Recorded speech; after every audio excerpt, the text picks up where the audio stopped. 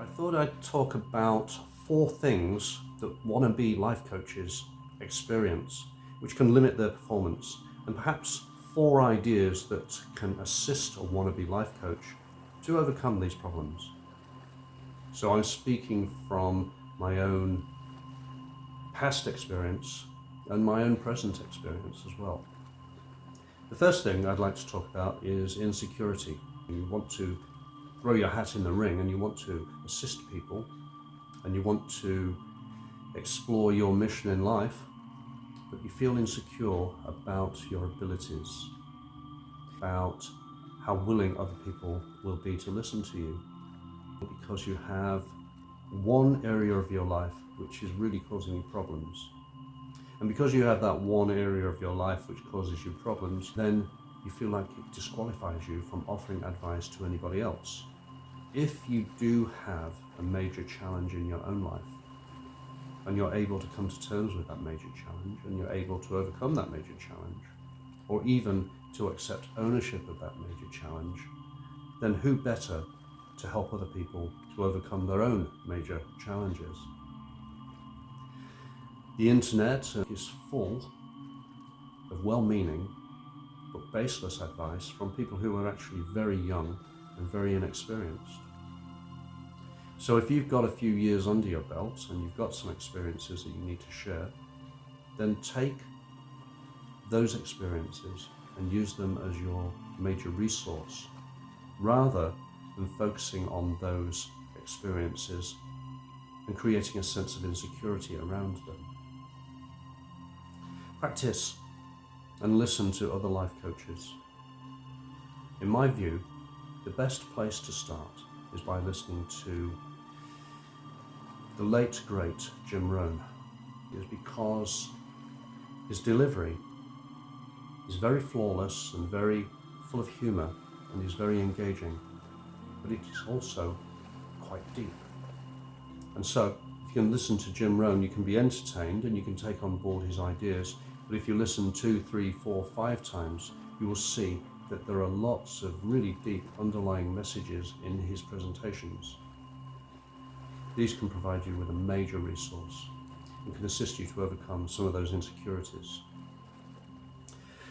There's another thing that afflicts many a life coach is what I call lack of chutzpah.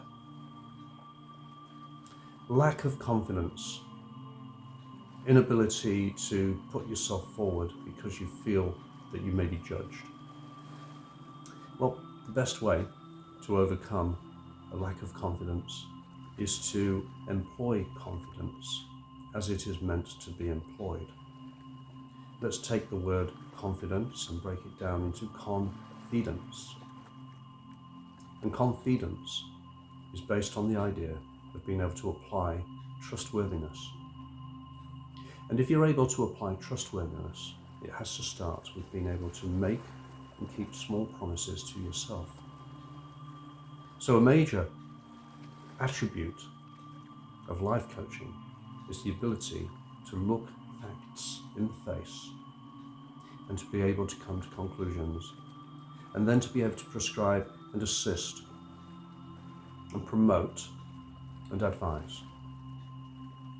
However, it's very difficult to do any of those things if you're not able to make and keep small promises to yourself.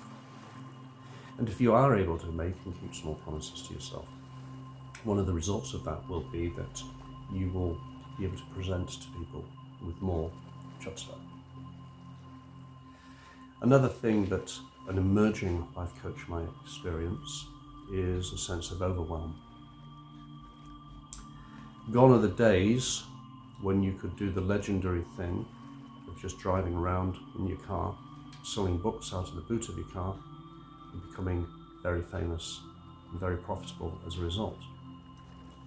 The point I'm making is that if you want to get into coaching in the modern era, you have to learn how to brand, how to project, how to use social media, how to use spreadsheets, how to use AI, how to be able to use Canva, and how to bring all of those things together in such a way that you can present a package to the world which will be convincing to people. And the truth of the matter is, when you take all of these elements into account, it can be very overwhelming. So my advice is to choose one channel or one platform to promote yourself on and stick to that as much as possible.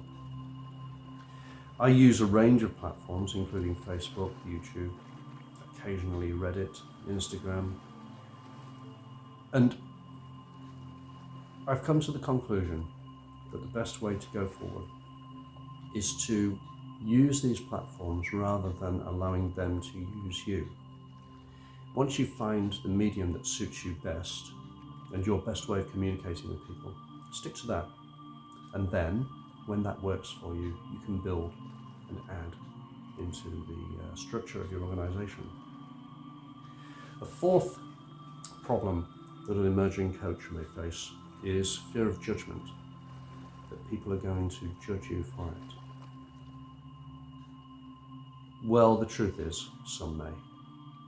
But the starker truth is that 95, 96, 97% of the world really do not care about what you're doing. Use this fact as fuel to your cause. The fact of the matter is that you can operate in largely complete anonymity. But where I'm going with this is that at the outset, you're going to be anonymous. And because you're going to be anonymous, it means that you can practice your skills of presentation. You can practice your skills of becoming a better coach. You can research and watch other coaches. You can read, and you can work on your brand, and you can work on your identity as a coach. And as a result of that, you can work on the kind of niche that you would like to tackle. And all of this can be done in a state of anonymity. It means, essentially, you're not being judged by anybody. In fact, when you're judged by somebody, that's when you know that you're getting traction. But at the beginning, no one's going to be judging you because, frankly, no one's going to be listening. Isn't that a liberating thought, fellow seeker? No one's listening.